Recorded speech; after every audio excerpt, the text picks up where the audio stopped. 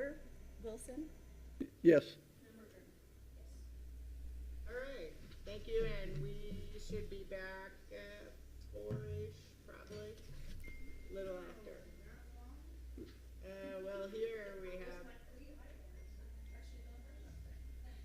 have 30 minutes on here. We've Full all worked session, really so we'll hard. see. Yeah.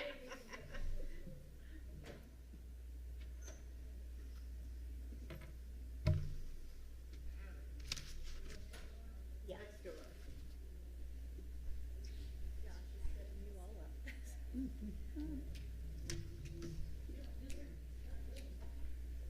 No, it doesn't happen usually.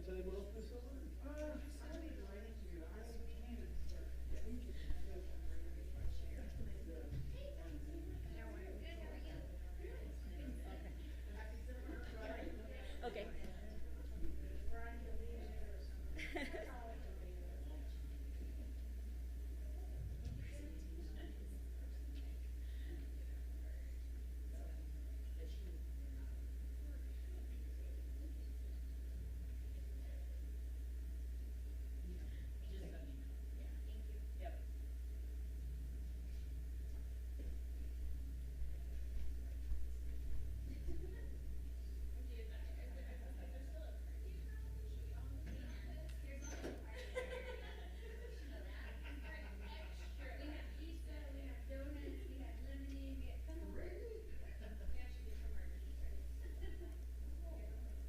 Okay, I just sent it.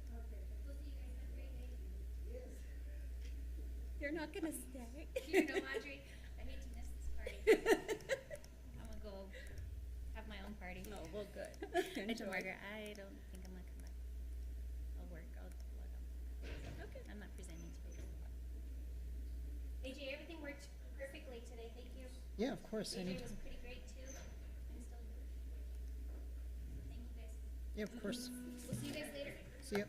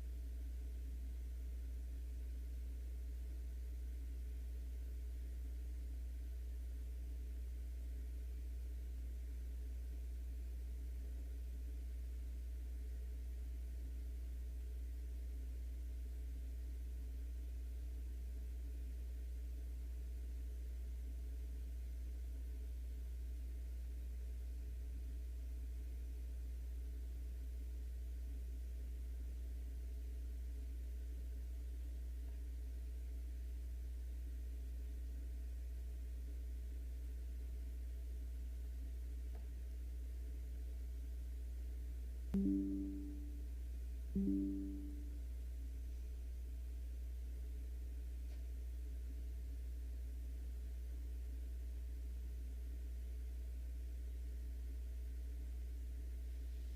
that, 9 or 10? It was supposed to start at 10, and I had already sent that out, but they Okay. wanted to move it to 9.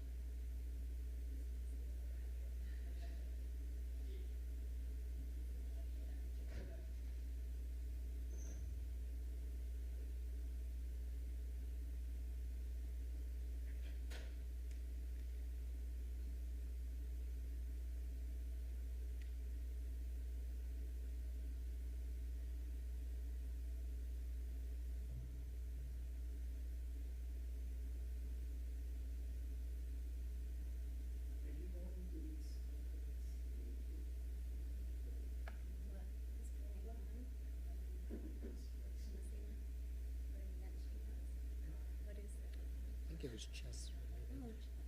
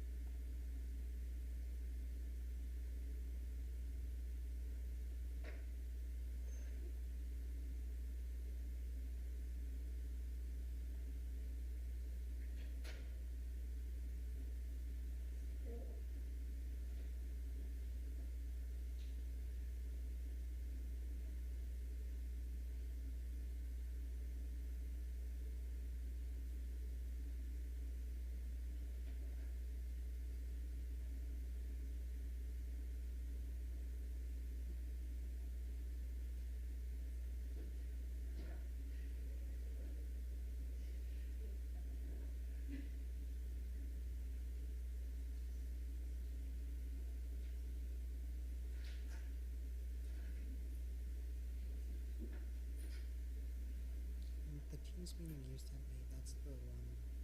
Everyone, did you want it? Which one? The one you sent me yesterday? This Teams meeting right here? Yeah. Okay. Thank you.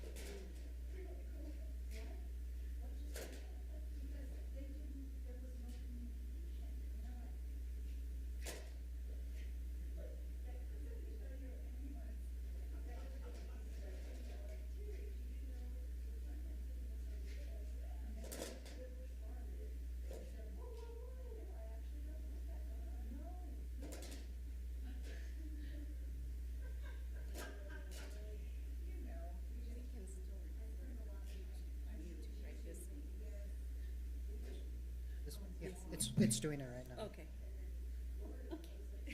I just don't have the little sign that Mason puts up. Oh, on yeah. his- So I'll have to have someone edit that recording for us, 'cause I don't know that stuff.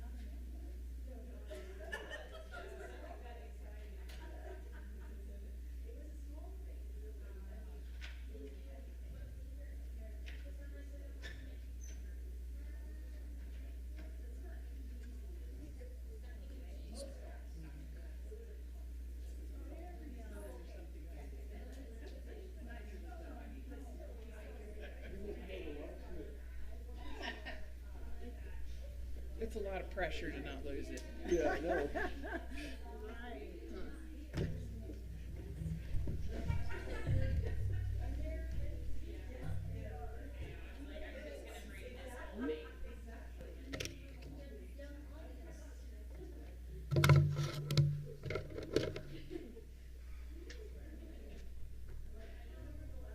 I remember we had keys that worked everywhere in trades and technology, but not the janitor's closets.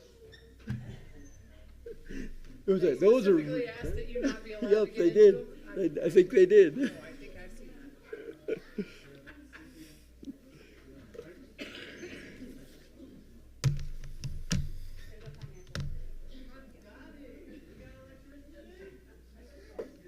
Yeah, everybody had a key to the dean's office. Everybody, except You know, I everything but the think, janitor's closet. that happens more than we think. Sometimes people don't know that. Yeah. You know, you don't try it, but you know, then you'll find out, oh, that key goes to everything and that pushes all of it.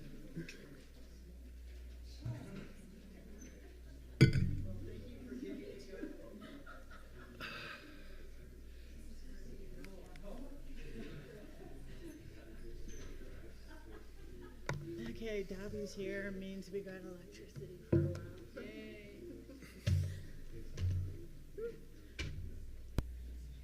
All right. Alrighty. Motion.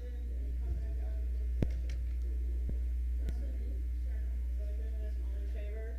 Aye. Right. Roll call. Okay, give me a sec, I'll say it, I promise. I swear, every time.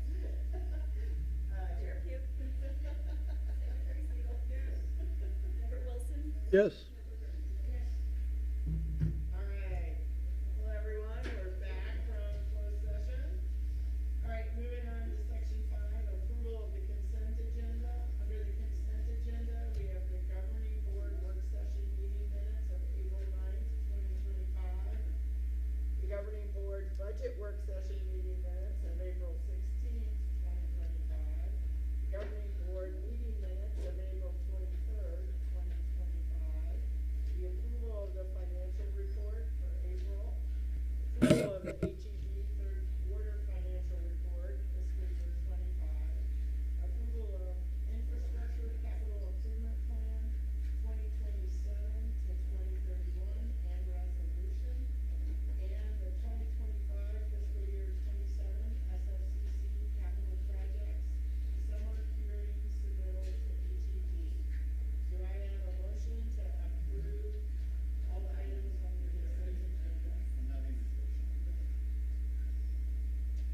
So moved. Okay, do I have a second? All- Okay, so, The financial report for April, is that the same one that we looked at in the workshop work session? Yes. Just because I didn't see another update. okay. Okay. Except for, I mean. Madam Chair, board members, I elaborated a little bit more on the MD&A. So I added a little bit more to the MD&A, but that's about it. It's essentially the same. You didn't email that, or it's in the package? Okay.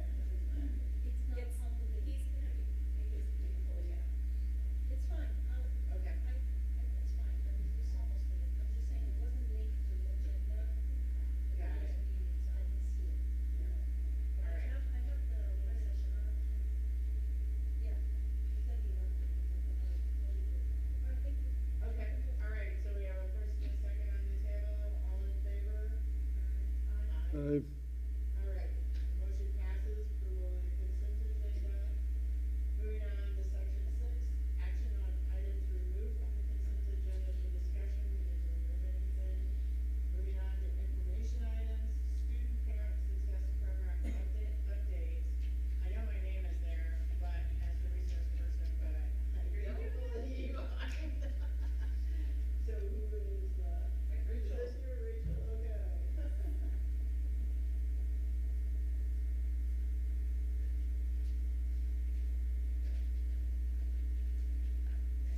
Oh, you got some new ones.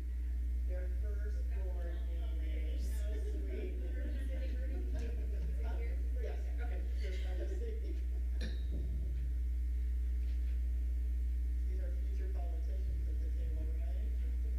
Everyone?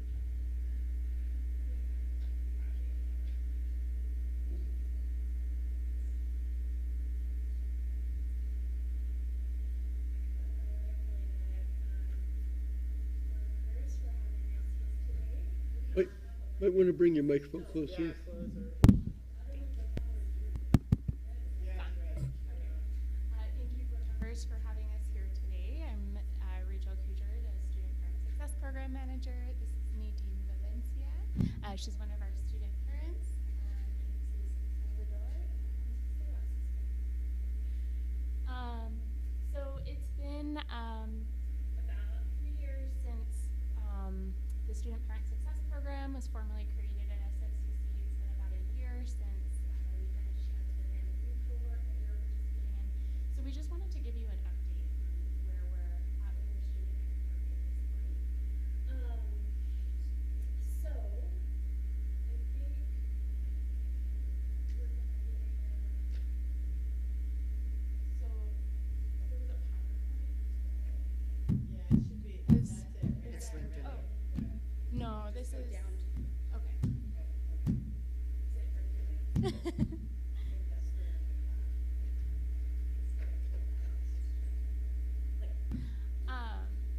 So I will do my best to tell you what's on it while we get there. There it is, there it is.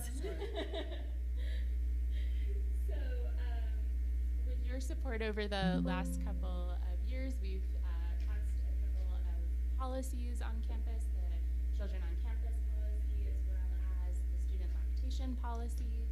And we have been working with Student Wellness Center and the Title IX office. Both of those offices have been working very hard to update the pregnancy-related accommodation process and website.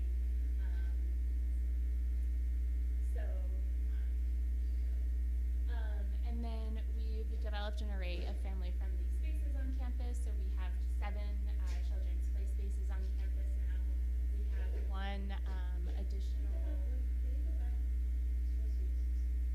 have one additional lactation space. We've got a 4th that we are working with the fitness center to develop. We have put in with facilities help high chairs, changing tables, parking spaces across campus, and right now we're working on some kits for the academic areas since a lot of our faculty and our academic advisors are spread out across campus, and so we want to make sure when students have also been working with the marketing department to increase the visibility of student parents on campus.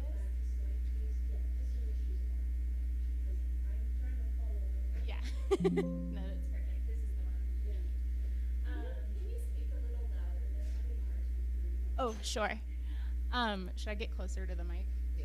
Okay. So, okay.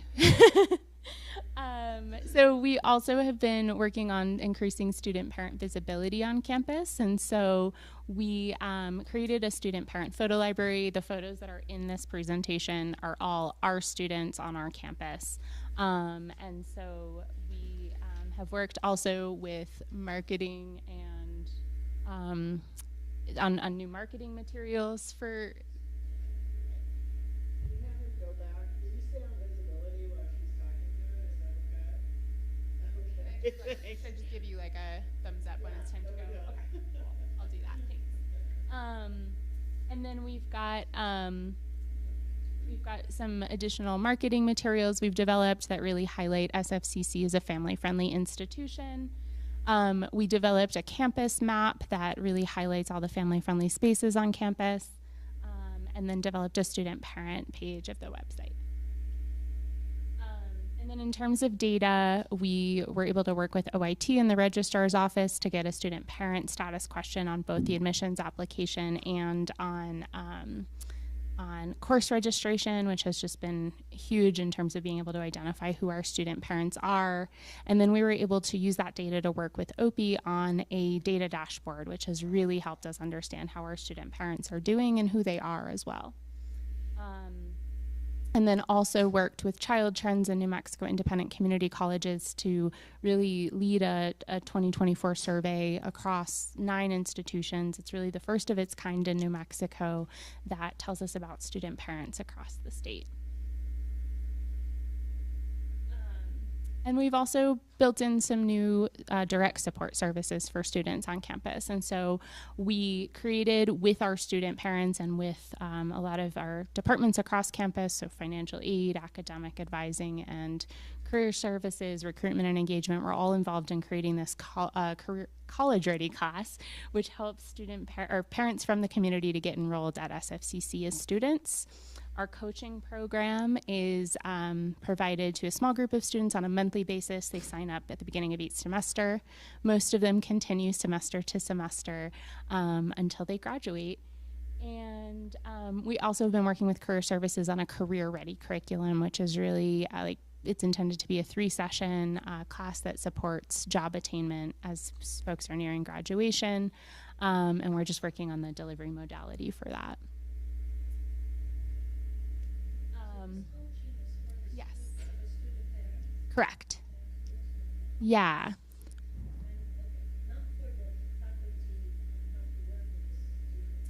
That's a separate thing. That is actually one of our priorities for this next year. But no, that coaching is directly with the student parents and our student parent success coach. So Nadine will talk a little bit more about that in a minute. But they meet monthly with our coach and get kind of ongoing support with different things, whether it's navigating things on campus or thinking through, assignments, catching up on assignments. They don't get academic advising, but kind of that support with that process and just all sorts of other needs as well. So we just wanted to give you a little peek at data. There's a lot more, but this is one of several pages from our data dashboard. So as you can see, of our undergraduate certificate degree seeking students for credit over the last couple of academic years, that's about 25% of our enrolled students. Go to the next one. And one of the data points from another page on the dashboard that we're really excited about is that from academic year 23 to 24, our persistence rate for student parents has increased from 65% to 72%. So we're hoping that that's because of some of the things that we've added to campus to support them. For our coaching program, our persistence is even higher. It was 88% for fall to spring of this year, and it was 84% retention rate from from fall 23 to fall 24. we do an end of semester survey with our student parents, and in our coaching program specifically, 33% of them said that they're taking more classes as a result of being in the program. So we think that's supporting degree completion as well. And nearly all of them say that they feel more connected to SFCC and to other student parents as well. So that was kind of by the numbers, but I want to give you an opportunity to hear from Nadine, who's one of our student parents, about her experiences.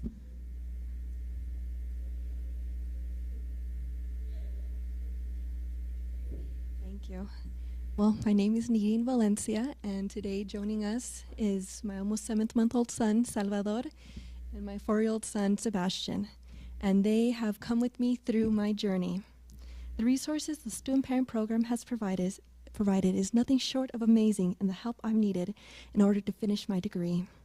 Before this program, I had the dream and the drive to continue on my education, but fell short on a clue on how I was going to achieve this goal. I started off by taking classes online. I was a single parent at the time, working full-time, and also taking my son with me to work. But I knew this way of life wasn't sustainable. I knew I needed help. And one day, a friend saw a flyer advertising this very program that helping parents just like me. I reached out, and I was instantly greeted with helping hands and the willingness to nurture and further my degree and the dream of becoming a nurse. At first, the student parent program offered coaching, which kept me accountable for my grades and reminded me of the importance of keeping them up. This also helped me with finding funding for my schooling and informing me of resources that helped further aid in my journey. In terms of childcare, the aspect was also covered by the Kids Campus. And through this very program, I was able to enroll both my sons into this student parent program, the Kids Campus, free of charge since I am enrolled in school. And with that, I'm able to actually attend school in person and not just online.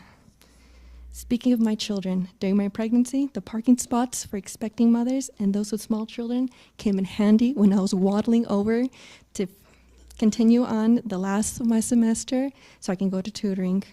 Everything the student parent program has to offer, and every, hey, did you know we had this, has helped in the biggest and even the smallest of ways. Just like the family studying room located in the library, which offers spaces to do my work, just like this very speech I'm presenting today. And also, when nature calls, there's a bathroom conveniently located right beside it, so I can just hop right on over into the restroom, so I'm not having to pick up everything, pack the diaper bag, pack the kids, go across campus. All I need to do is a skip and a hop, change my son, let my son do his due, and then go right on over and continue my schoolwork.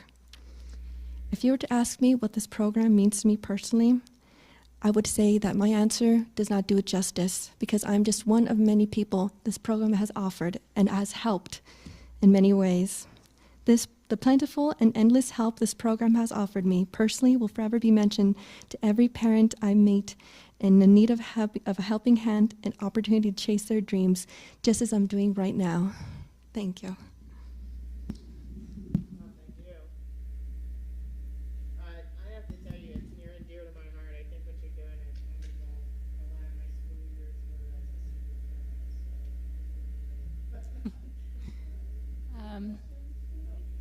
We just want to share a little bit about what's coming next, and then we will really happily take any questions.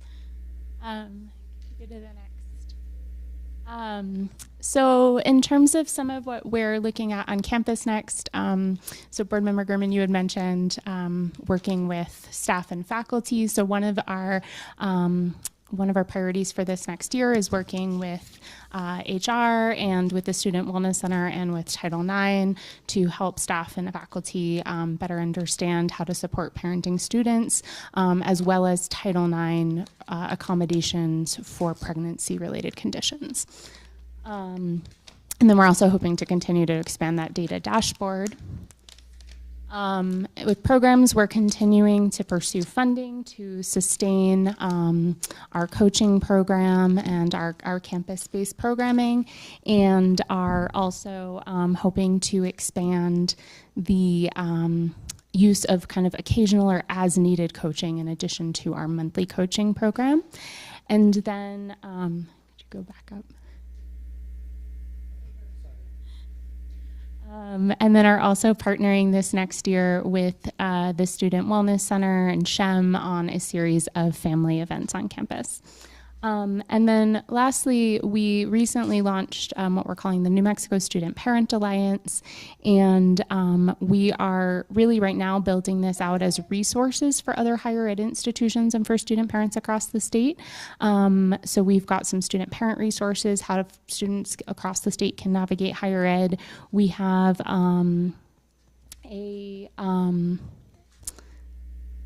we have our family-friendly spaces guide that we've developed and the results of our 2024 survey, but we're hoping to work across SFCC and other higher ed institutions and with student parents across the state to really think about how we could build a common set of goals and agenda for supporting student parents in the state.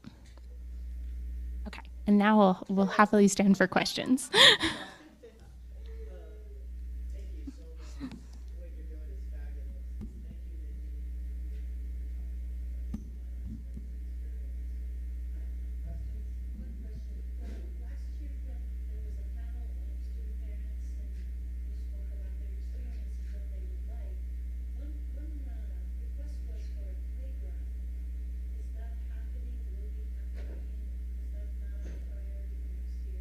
It's not something that we've looked at in detail at this point.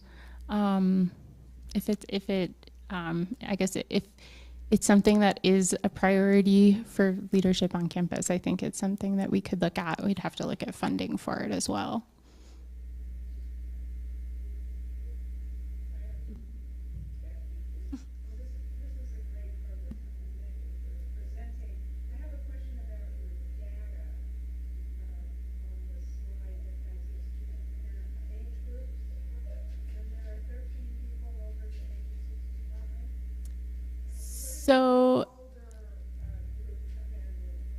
So I can't say for sure, but my assumption would be the way that the question is written on the admissions application and registration is something, don't quote me exactly, but it's something along the lines of, are you a parent or guardian to children under the age of 18?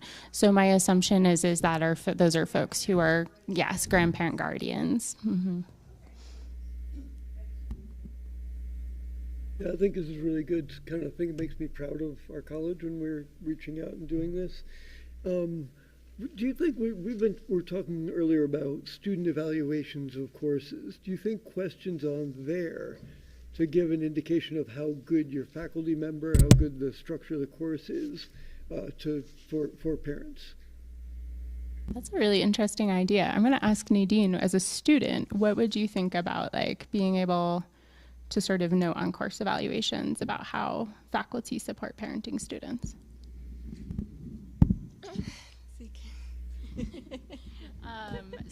I think Board Member Wilson's question, and correct me if this was not correct, is what would you think about there being questions about how your faculty supported you as a student parent on course evaluations? I think several people like myself would want to be able to give feedback, just the same way we do for our teachers in our courses. We would like to give feedback, and I think constructive criticism is always a good way to help further people like me and to hear the voices that are helping us.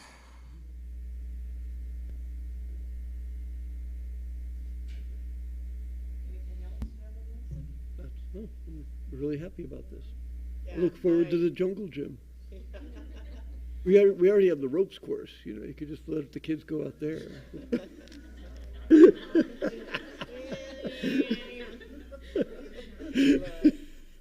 Thank you so much. It's really great to hear this, and you're doing wonderful things. Yes, thank you. And I think you all got in your board packet. We have a 2-pager, but I'll leave some hard copies for you as well.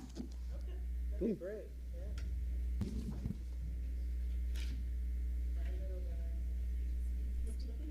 Thanks.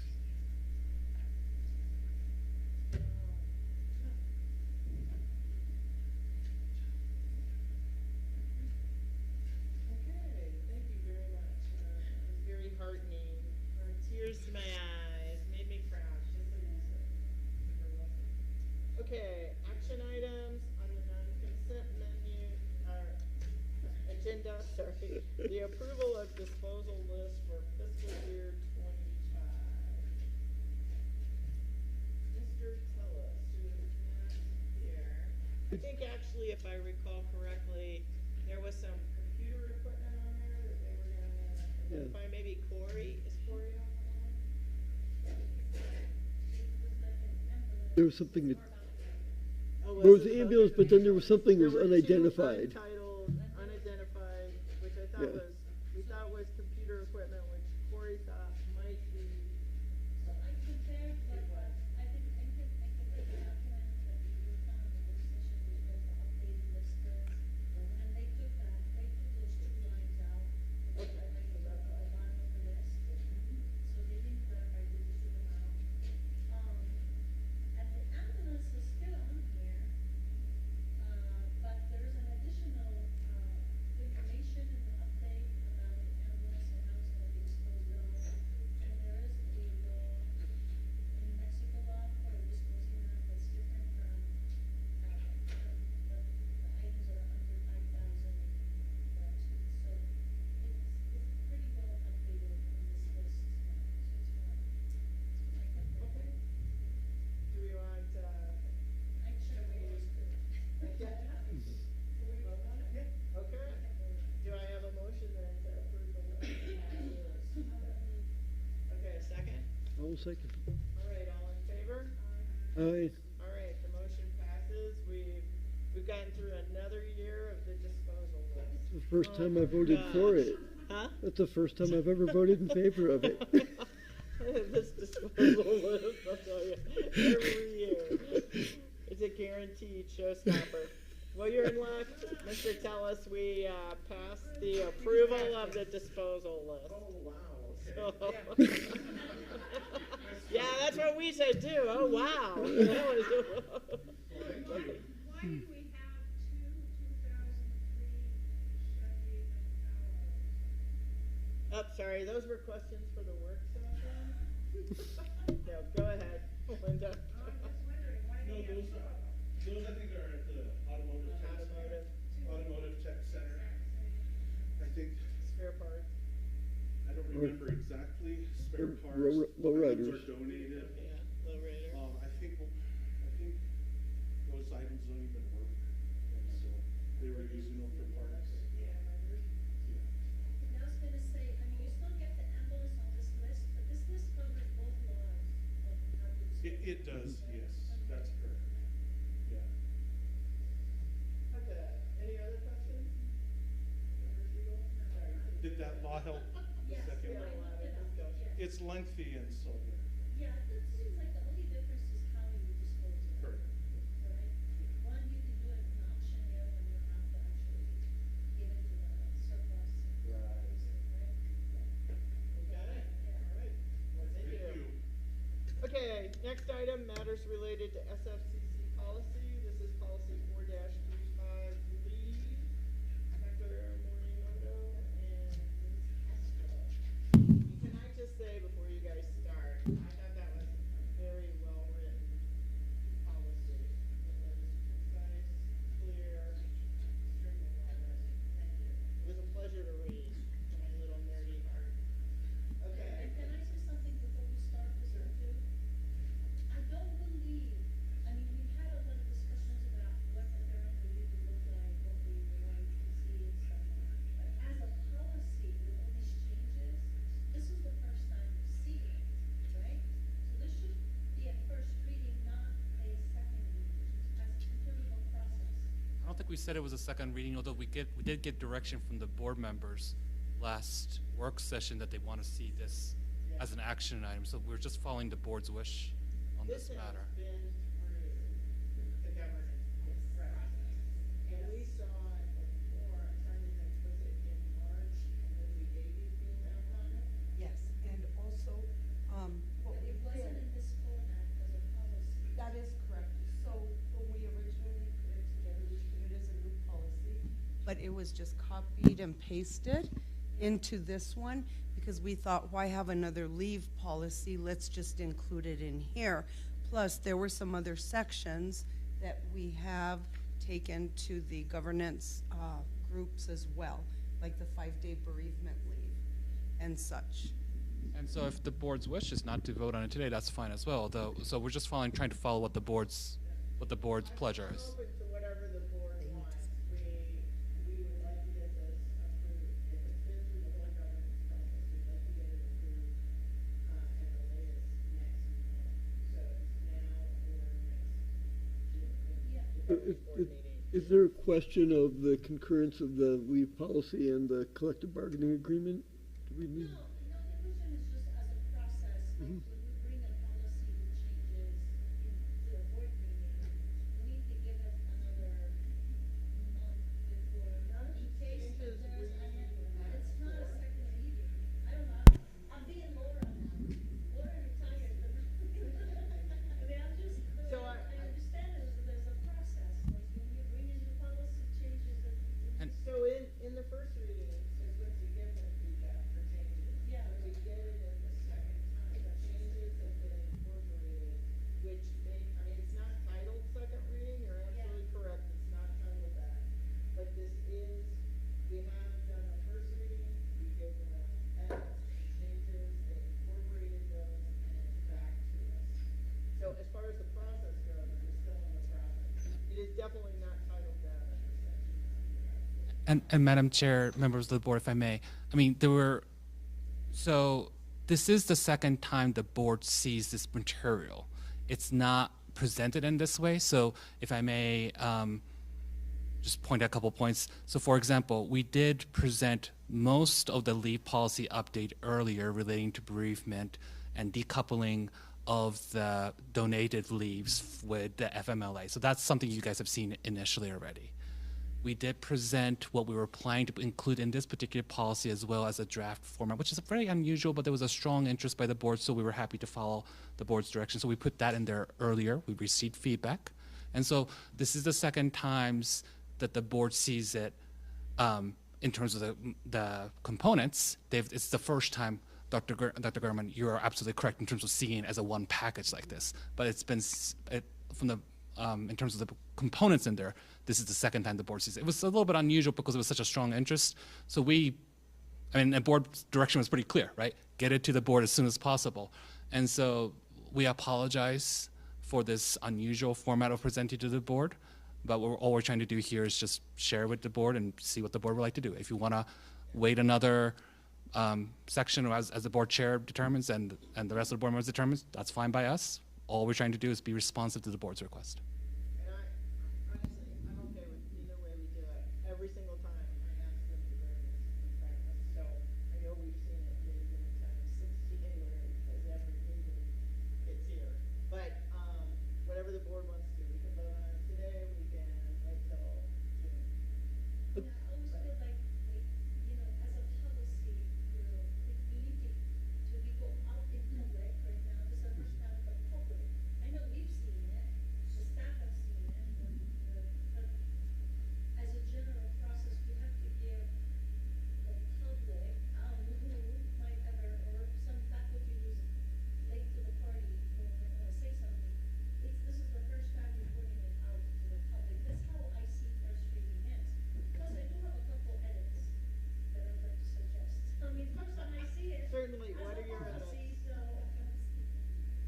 yeah, the first one is not, I don't think colors coming to the microphone. Okay, so, that's just my, I mean, in this package, this is the first time I'm reading it, that's all I'm saying. If you want my comment, the one comment I have is that you have a definition, of what immediate family member of immediate family means that you have put in section G dot 5.a.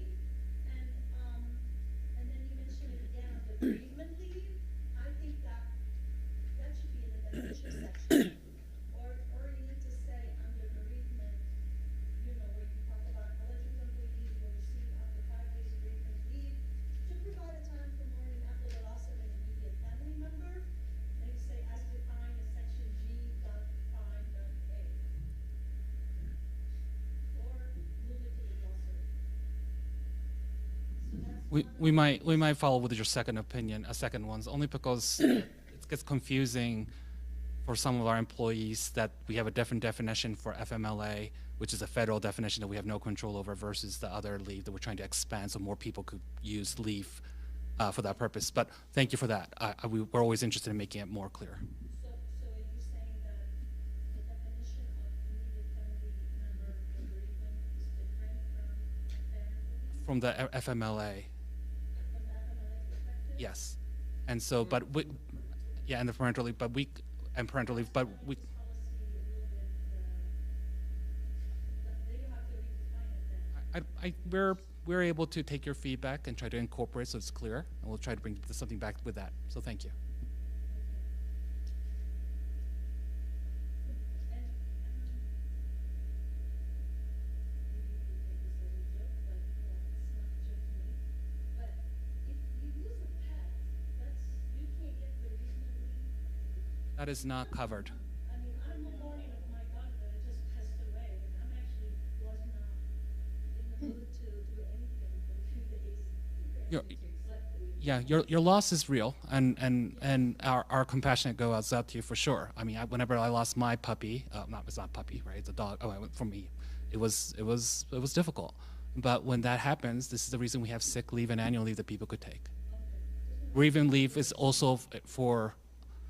There's a lot more legal complications usually with human loss than there are pets. Not to say that their loss is any greater or less.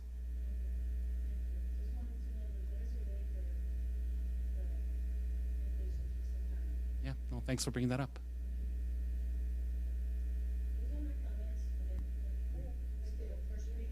I have a question. On the very first page where we say, any exemption to this policy requires review. It should what? The exception. Exceptions, yeah. Okay, Yeah, but, I'm sorry. okay, I see that, but why would we do this? Why? So Why there's would some we allow situation, these? for example, that we want to waive people's cap to the 240 if they're under a certain procedure. Like right now, we're doing a lot of work relating to workday, and the policy currently has a hard cap on when people are going to lose that leave. We want to make sure we have some organizational reasons to, in some cases, have an exception to the rule with the president's approval. So yeah. So for example, too, some of them may have to work, like they may have to, they're not able to take leave because of something going on in work? We are really not letting them take Okay, leave. okay, And so we don't want them to lose that leave. We want them to be able to take that leave later. okay. And if we followed the policy to the letter, we would not be letting them take leave, and then they would be losing their leave, and that Okay. would be a pretty. Okay, yeah, So okay. if we had an emergency at the end of the year, for example, and they had leave accrued, Mhm. but they couldn't take it. Yeah. Right, If they were right. in a use or lose situation, they could have it. Mhm. Okay. And That that's makes the sense. primary. With that correction of that word. And we'll make that correction as well. So thank you. Yeah. Okay. I guess I'm in favor of us holding off for next month to vote on it for reasons stated, but also we are in a collective bargaining, and I think that is one of the subjects being discussed in collective bargaining. So I think we What should is- leave. What subject? Leave. Different leaves. So I just think while we're in negotiations, it would be better if we got some resolution on that before we vote on the policy. Make sure they're parallel. So I'm fine with putting it off to next month to vote on. I'm not sure it has to align with collective bargaining. This is actually this is a board-driven initiative, and we've asked them to do this. No, And so I understand. I'm It's just, not holding anything up. Collective bargaining is happening, it should happen, but it's behind closed doors, it's not happening here. yep, no, I understand. Okay. Okay, so, anything else? That's it. Okay. I'm fine with holding it up till, next month to vote. I of course want to see it in the work session. You? Yeah. Okay. You are not gonna get away. Well, no, I'm not trying to get away. I mean, this is, yeah. But I do have actually under compensatory time. That was the only, like I said, I really like this policy. You did a really good job writing it. It was very clear, it flowed, it made complete sense. But I will tell you, when I got to compensatory time, here are a couple of my questions. So with annual leave, that's a track system. Comp time, is that a track system? In Workday it is. Yes, Mhm. they do enter that time, so if an employee has comp time, they will enter it, because as you all know, if an employee leaves, that amount has to be paid out by law. We have to pay out any unused compensatory time. Okay, and so, under compensatory time, on page 11, it got a little bit confusing to me, some of your criteria. And of course, I wrote it down on a different piece of paper, but, supervisors, section number E, pay. Supervisors are not authorized to allow employees to work overtime if the employee has accrued 40 hours of comp time. Okay, so you got an employee with 40 hours of comp time, and then only 40 hours may be carried over into the next fiscal year. Authorized, so to carry it over, it has to be authorized, or you lose it. You don't. You can't lose it. And actually, and I'm sorry, I didn't spend a lot of time on the current, on the current policy, but federal law prohibits having people forfeit compensatory time. And so, and there is no limit. That is an internal decision if you put limits on it, but there's no way you could get around payment for it. Okay? So then, to the next one, G, compensatory time off must be used within 30 days of the date approved. So when I look at those, kind of three together, Mm-hmm. can't work over 40 hours, if you're at the end of the year, only 40, so 40 hours can carry over to the next fiscal year, but then you have to use it within the first 30 days of the next fiscal year, Or you have to be paid for it. or you have to be. Yes. And that's the last sentence there. The employee will be paid for the compensatory leave. Yeah, there, under no circumstances can we use it, can we put in stipulations like an annual leave? If you don't use it, you lose it. Yeah. Either way, and even when compensatory time is even calculated, it's still calculated at time and a half, just like overtime. So yes, we have to be very sure that we're in compliance with the Fair Labor Standards Act. Okay. Yep. So they have to get to 40 hours to be paid out for 40 hours, and they can't do any comp time until they're paid out for that 40 hours. Yes, and I'm thinking that the reason this was probably put in the original policy is because you don't want employees constantly working overtime, and instead of paying them, you're giving them compensatory time, and that's usually why a policy will have a limit, but under no circumstances can we not pay the employee. Okay? All right, thank you so much, and we will see you Okay. at the work study session, and we're gonna call it first reading, second reading? Oh, we'll go over second reading, prep for vote. Okay. Okay, sounds good. Thank you, thanks so much. Thank you. Alrighty. Okay. Communications, section 10, faculty senate report. Dr. Miller, is he online?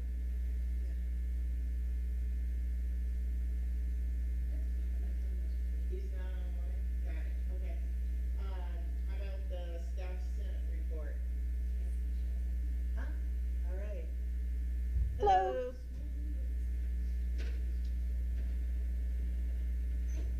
thank you for the opportunity to report out on Staff Senate. A few of the highlights from our May 16th meeting, and I believe you don't have these minutes, but you do have the minutes for the meeting that was on the 2nd, I believe, May 2nd. And unfortunately, Wait a second. hello? We're here. Oh, okay, excellent. The mics keep coming in and out, so I apologize. So some of the announcements that were, some announcements and reminders during Staff Senate meeting during March 16th were, let's see, HR Annika let us know that the performance evaluations are approaching. There will be training. We'll be offering office hours. So that was good to see that we have the support of HR. Thanks for their help.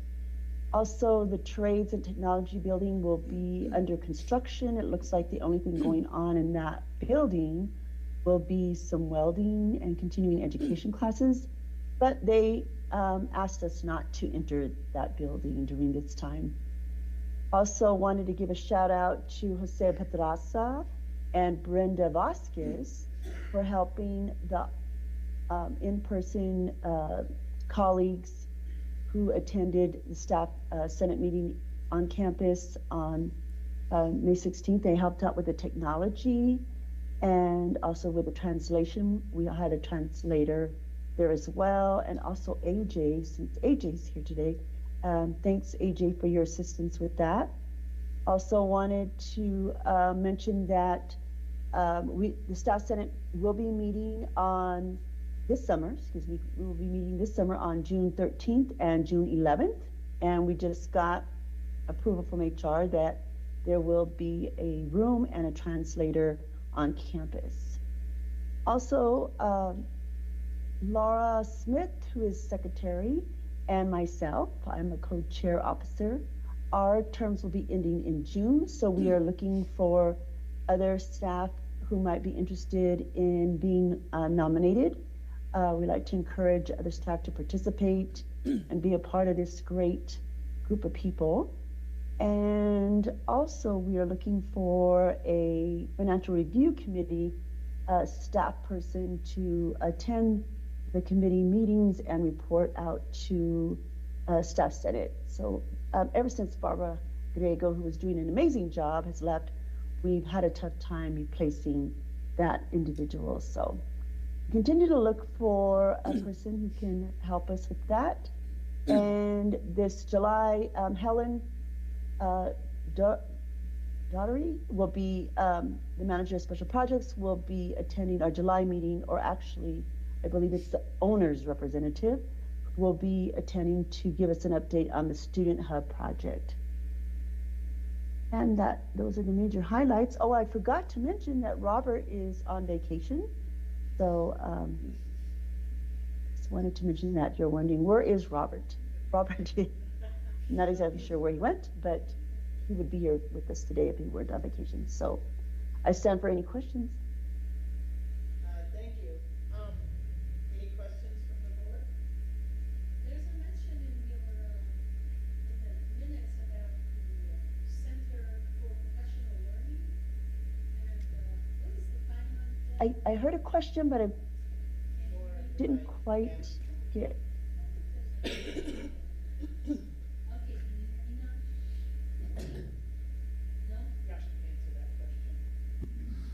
So just on behalf of of everybody, just because this mic seemed to be working, the question was that what is the timeline for Center for Professional Learning? I am happy to report that it is slated to start next fiscal year, July 1st, 2025, in terms of launching that process. Thanks to the board members' support, the budget includes positions for starting this center. So we're hoping to start the search process pretty soon. I can't give exact dates because those things are flexible depending on our workload, but we want to hire as soon as possible. and then start the process. We have big thanks for both faculty and staff members who worked through the Achieving the Dream to come up with some proposals, some best thinkings. That really helps us sort of fast track the development and implementation of this process. Thank you. Thanks, Josh. Thanks, Josh. I'm sorry, I was going over some notes that I had, but I wasn't quite following here. So yes, if there's any questions in regard to what's up on screen, please ask. All right, thank you. Any other questions? I would Thanks just so much. Can you hear me? I would just like to say that I really like that your committee representatives all gave updates. It was really nice to see that they're out and about and attending different things and representing you in these different committees, and then following through with your notes. So thank you. Excellent. Thank you. Anything else? Just a correction to your minutes where it says that the governing board retreat is in May, will be in June 2nd. Yeah. But they might have thought we haven't. All right. Well, thank you. Thank you, Ms. Rodriguez. Okay. All right. And Dr. Miller on the line. Dr. Miller. Okay. We're gonna. Can you hear me now? Huh? Okay. Now I can even hear myself. All right. We will come back to the Faculty Senate report when Dr. Miller arrives. Over to the President's report and presentations. Dr. Rowley. Thank you, Chair Pugh. I'd like to start with the Employee of the Month award. This month's employee is Isidro Ramirez Villa from Facilities and Operations, and he was nominated by Naoyuki Nagashima from Human Resources. So that is a very well-deserved recognition. Congratulations to Isidro. And now on to my updates. So first of all, I want to thank everyone for participating in graduation. We had, I think, a record number of people packed into our facility, which we will have to address in some way. I'm not sure. We're talking about how to handle that going forward. We had between 350 and 400 people walk. It was a really lovely ceremony. And again, so thank you to all the people that worked hard to pull that off and to make it really something special. We also had a number of smaller graduation type ceremonies or pinnings last week or 2 weeks ago too. The nurses, the respiratory therapy group, and then after graduation there was also the high school equivalency group. And then also I do want to mention that the HEC hosted a fiber optic graduation, then also an EPA training graduation, and there were really high numbers of students that completed, especially the fiber optic training. So I'm really pleased with the direction that they're going. We also had Santa Fe Community College was granted two amounts for pre-apprenticeship programs through the New Mexico Department of Workforce Solutions. And so Chris Wadeen and I and Monique Aher and I went to Albuquerque and met with them and received our awards and everything. There's a lot of press for, it was kind of an inaugural type event, and we were the only community college that actually received any funding for those awards there. So I was really pleased with what Chris and her team have done on that. So we'll be looking forward to seeing how our students do and what kind of outcomes we have with that. There's a lot going on with chess right now. We hired a new CEO 2 weeks ago. So we have hired Dr. Sean McAlmont to replace Kathy Ulibarri, who is retiring at the 1st of July. Kathy has given us enough lead time to where we were able to go through a fairly extensive search. We had like 12 semifinalists, narrowed it down to 4 finalists. We interviewed all those people in person in Albuquerque because they're where the airport is. And so we had people fly in, and we selected Sean. And so he is the past CEO of a tech group called Ningio. He is the president of something, a vendor called Career Learning at Stride. And he was also the CEO of the Lincoln Educational Services, and a graduate of the UPenn Doctoral Higher Ed Management program. So, really he's been tasked a lot with trying to grow the organization and to really look at strategic realignment. We are trying to move out of a startup phase and into more of a growth phase, which is very complicated. But as the chair of that board, I'm going to be spending a good chunk of my time working on the transition with Sean as he works to fulfill what Kathy has started. And we will most likely, Sean has already talked about keeping Kathy on in some capacity on a small consulting contract, just so that we don't just kind of throw him, in head first, which is what that will feel like. Today, I was fortunate enough to be able to go to attend a student information system meeting on campus. Well, I attended part of it. I think they were meeting for like 7 hours or something. But they were looking at the student journey and workday. And so the reason that I'm mentioning this is that we've talked about the student journey, eliminating barriers in the student journey process. It was part of my goals last year. We'll get moved into the strategic plan for next year.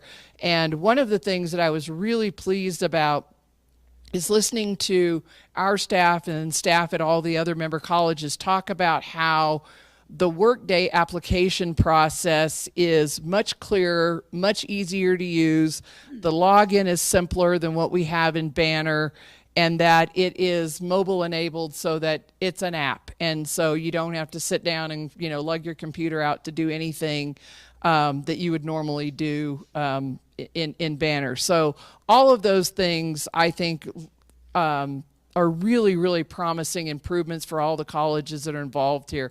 Obviously, there'll be tons of training that will have to occur so that students, faculty, and staff and everybody will know how to use our new system. And then the other thing that we are working on implementing is what's called a universal ID, so that students will have one ID, whether they're students at Santa Fe Community College, Central New Mexico Community College, Clovis, wherever. And so we're kind of making it easier for students to swirl. We see that as a good thing because there are times when students can take a class easier at one college to complete their degree at another college, and they could be even have dual majors at other colleges at the same time. And we want that to be a seamless process for everybody to have one ID and not have all the issues with duplicate IDs that we all know that we have now. So these are really promising initiatives, I think, and so I was able to, it was nice to be able to sit there and see that and to be in the room with people while they were reporting on the things that they perceived to be positives and then things that, of course, we'll have to plan for. And I want to give a big shout out to the SIS group right now because they're in the thick of the testing that they're having to do for this portion of the implementation. Thomasina told me today that there were like 600 tests that they were having to create to make sure that what they're implementing is actually good. And so we want it to be good. It will be good, but it is a ton of work. We are also gearing up for the interim LFC meetings. We'll start in next month in Taos. I don't think there's too much on for higher education this next month, but I'll be attending probably all of those because we are really trying to set up a push for our funding for chess now so that we can regroup some of the money that we had hoped to get last time that we didn't, and there's more about that process that I'll update you about in the retreat. The college will be awarding and attending the Chamber Award Banquet next week.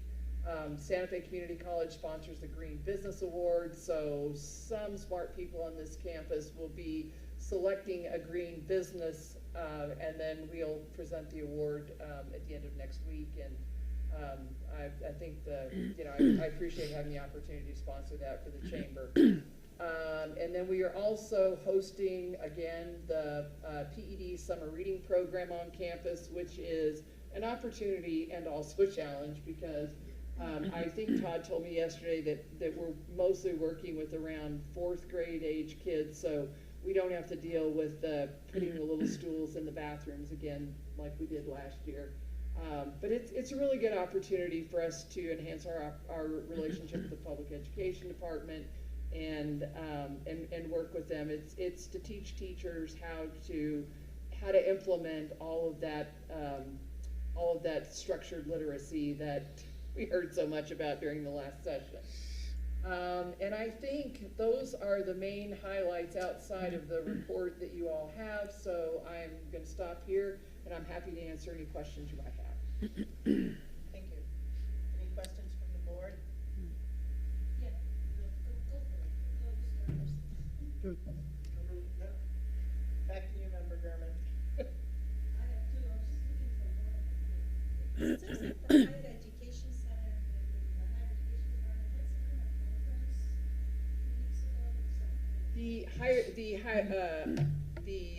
HED had a conference in Albuquerque, Yeah. and they do this every year. It's their technical conference, and so what they do is they host trainings on the implementation of some new procedural changes that they've made on different things. And so we sent a number of people. That depends upon the department that you work for in terms of whether you went, but I know we sent probably 5 or 6 people. Yeah. I saw it online. Yeah. What is this about? Yeah, it's basically a training conference. And then, you mentioned in your report about New Mexico Comprehensive Energy Transition Strategy. How's SFCC, what's SFCC's role in that?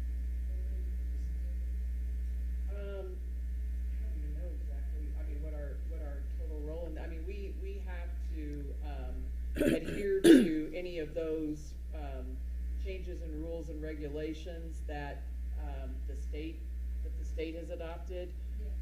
I really feel like Santa Fe Community College is really ahead of the curve. Not going to say too much about our microgrid today. But we'll be working on that and finding out, what didn't exactly fire up properly during our power outage earlier today.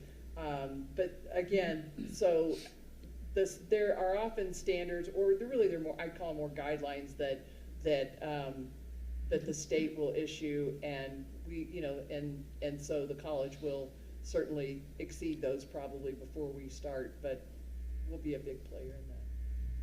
Yeah, because I mean, just as SFCC participated in the meeting. That Were they probably, speakers? Were they that was attended? probably faculty. Yeah. Yeah. Yeah. Just wanted to know about it, 'cause that's interesting.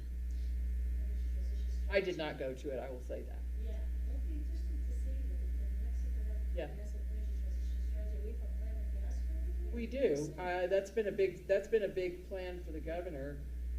I think that it's been challenging too, though, to kind of have sort of a somewhat balanced approach so that we have, there are a lot of green energy projects in New Mexico right now. Huge wind turbine project that's going on from, it's like southeast of here, but there's, I think, 350 turbines or something like that in that area. It's kind of out by Estancia, and that's what it might be the biggest project in this area. But we still get all of our funding. A lot of maybe it. not all of our Yes, funding a large from of oil it. and gas, Yeah. and so it's pretty hard to just say we don't do that anymore.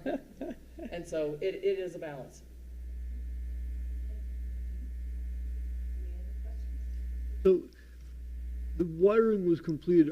Is our microgrid technically live and operating right now? Did we get the permission from PNM when we are live Not now? quite. Nick, Okay. Nick might be able to answer that better than I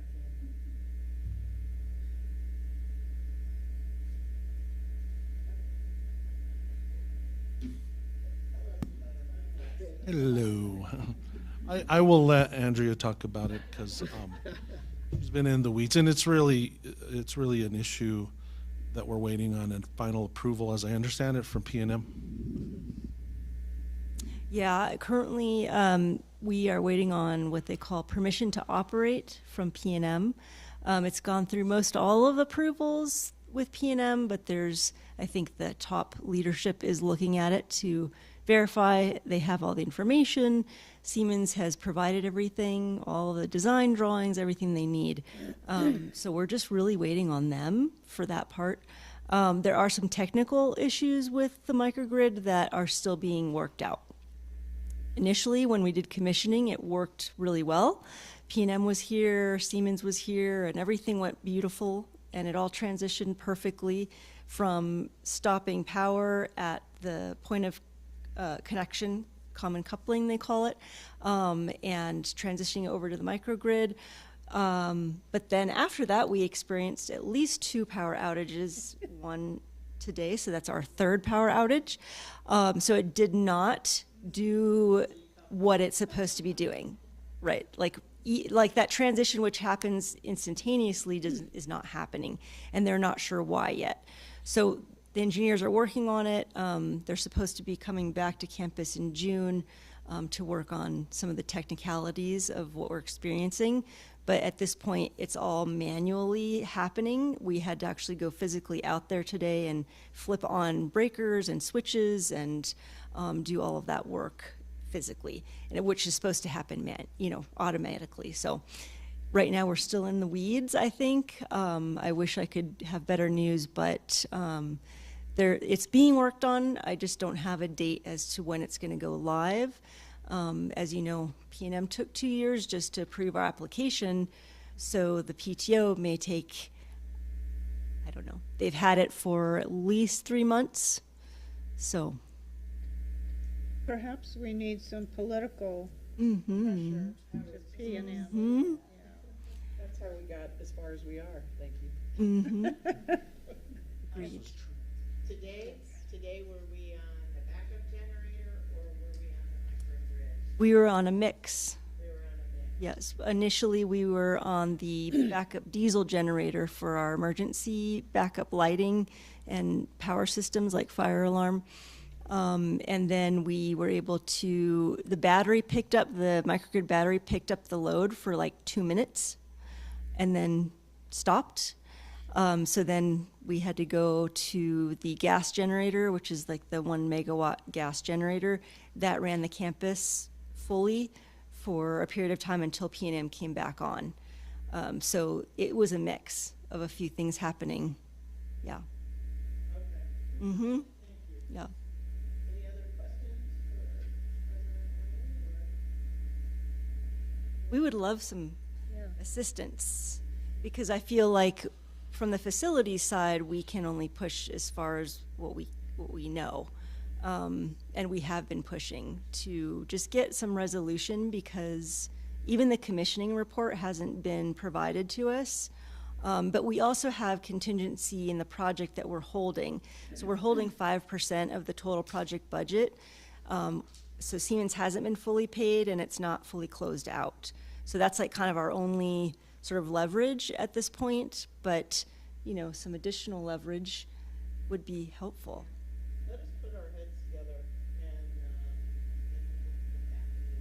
That'd be great. probably could sort out legislators. Okay. Yeah, thank you. I know, we want that. We do. It's exciting technology, but again, when you're the first one doing it, you have a lot of growing pains, I think. So the commissioning report, that's something P&M has. P&M has, that Siemens provided to them, but we have not seen it yet. Thank you. Anything else further around? Alrighty.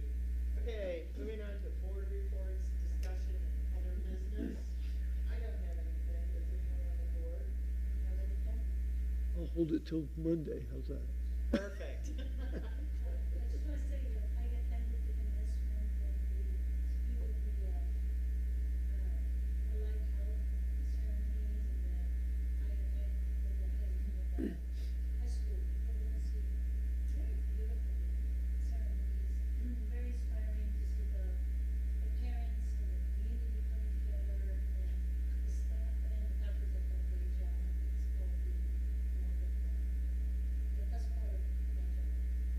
Thank